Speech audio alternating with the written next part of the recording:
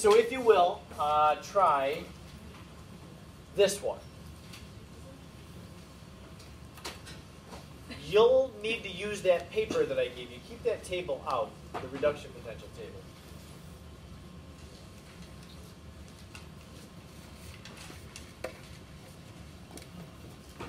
And don't feel timid about talking with people around you.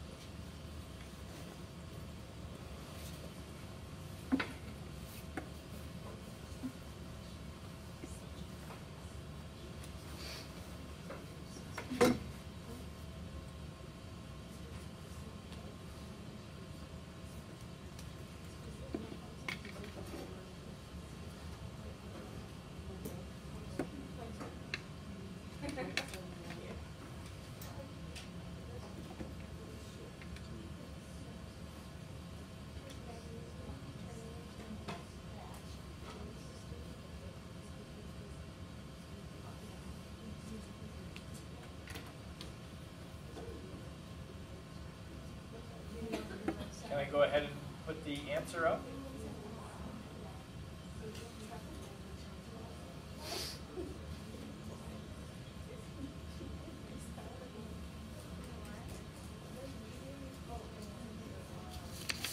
Okay, if you're still working on it, then don't look at the board.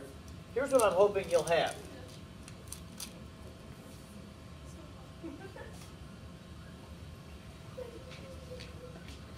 Magnesium should be oxidizing at the anode.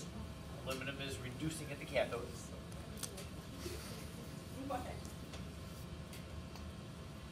For the cell potential, you're going to have to take the magnesium half reaction and turn it around because it oxidizes, not reduces. So you get the cell potential from that in the aluminum.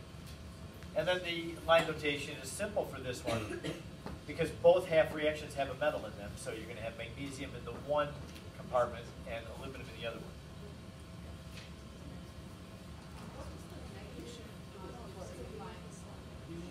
Okay, in the salt bridge, let's see. Actually, it doesn't say to do anything with the salt bridge, but the negatives and positives, as the magnesium oxidizes and the electrons leave it, we're losing negative charge from this compartment, the electrons are leaving. So negative ions come in from the salt bridge to replace the negative charge that's lost. Because you got these positive magnesium ions going into the solution, there's no counter ions to make it, keep it neutral. That's what the salt bridge does. The negatives always come into the anode from the salt bridge. It helps me to remember that anode has an N in it, and negative with an N comes into it.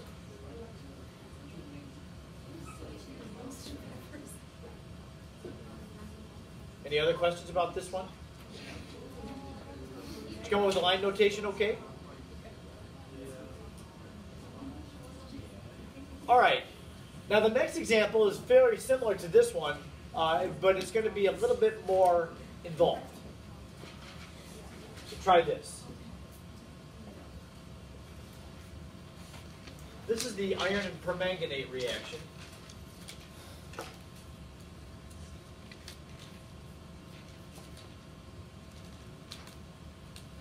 Now this is not giving you a balanced equation. And by the way, did you balance the last one? This is not a balanced equation either. You look at this and say, oh, it's all ones. One AL on the left, one on the right, one MG on the left, one on the right. But this is not a balanced equation. Did you catch that? It needs to be. They need to be balanced.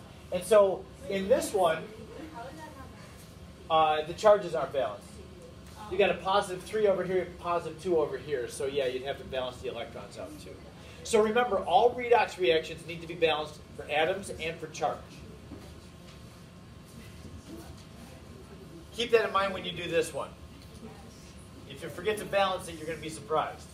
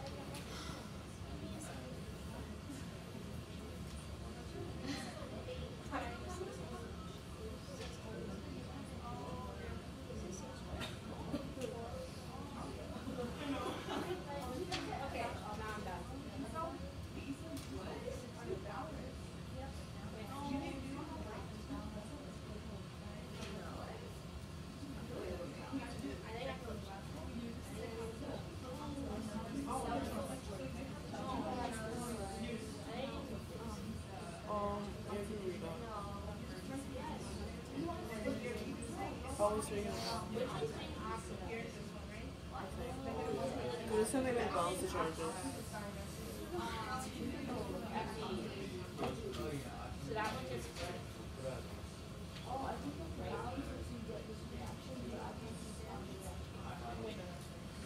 Why is it this bad?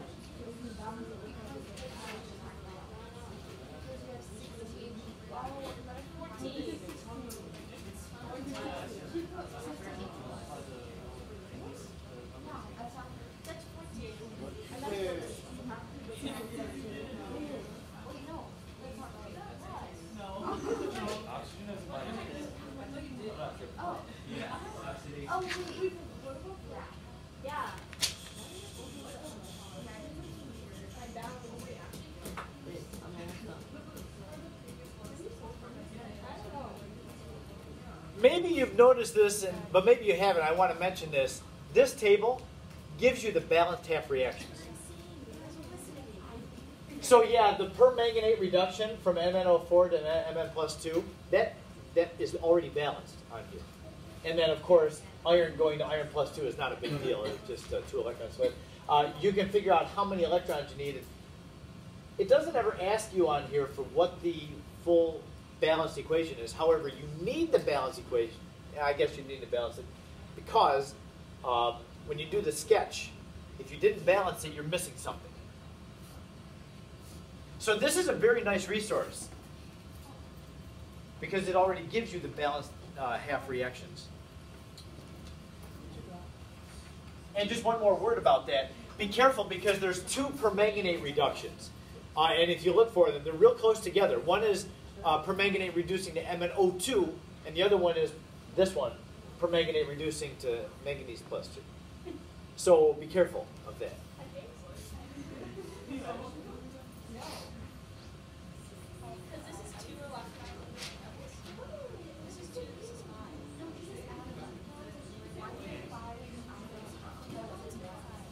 Where do you see 5? That's right. Okay, get to 10. 10 electrons.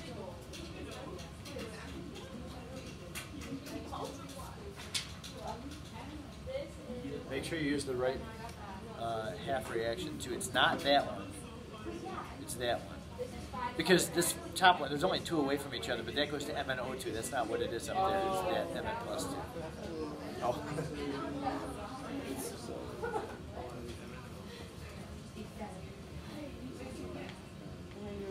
Yeah, I know. I just acknowledge it.